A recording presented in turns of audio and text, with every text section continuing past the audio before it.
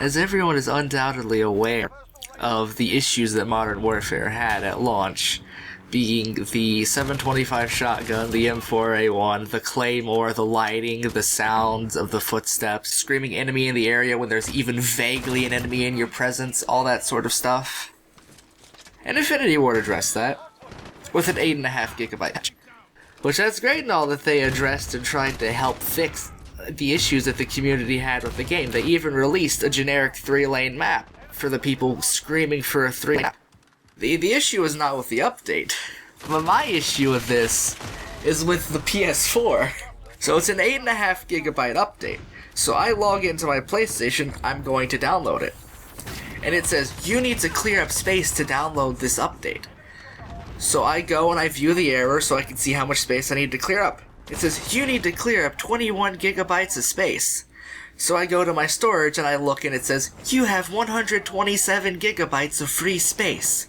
So as it's been going with Modern Warfare, I've had to uninstall every other game I've had for no reason because of these error messages with downloading it.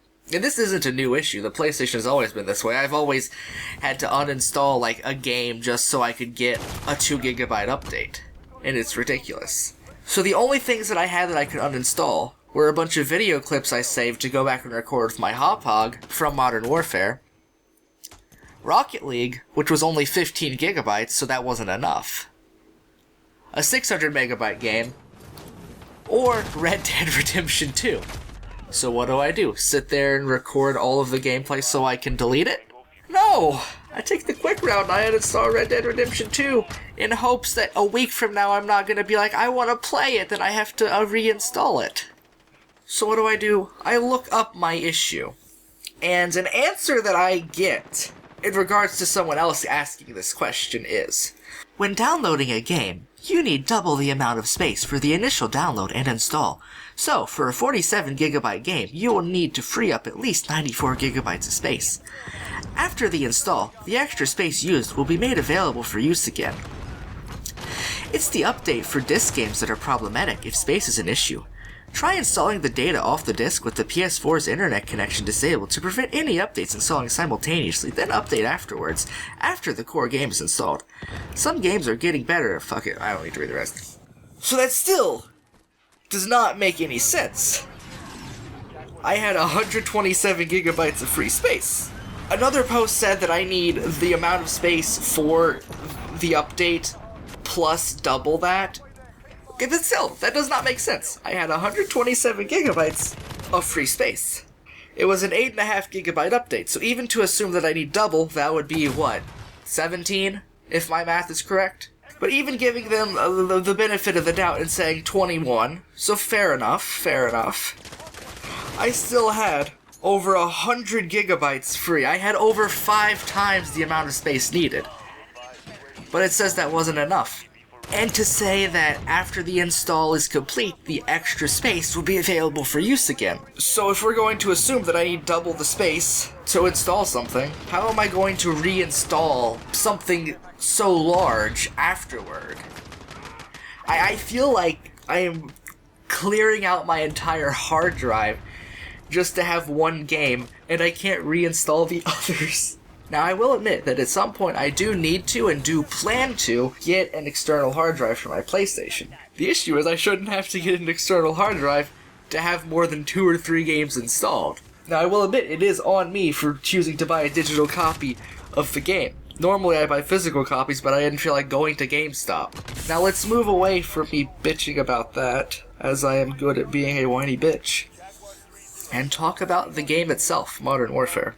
So before I go any further, I would like to address something that happened during this game.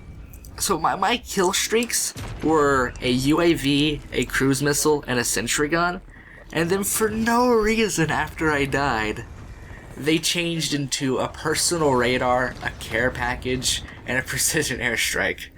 Now, I'm certain that that's just a glitch, and that isn't going to be, like, a recurring issue, and that it, I'm assuming, would get fixed eventually. But that's just... That was a thing. So my overall opinions on the game, though, I like it. I mean, I'm pretty easy to please when it comes to stuff like this. So my opinion doesn't really hold as much weight. A good number of the initial issues that people, myself included, have had with the game have been worked on to fix with this giant-ass patch that sparked this discussion that I'm making you sit through.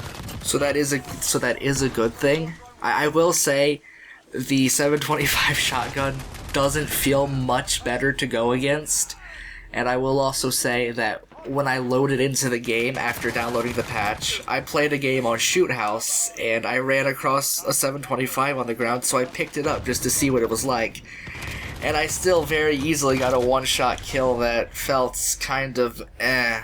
But I know that the main nerf to it was how much of the range increases when you use a bunch of attachments on it as opposed to the base range.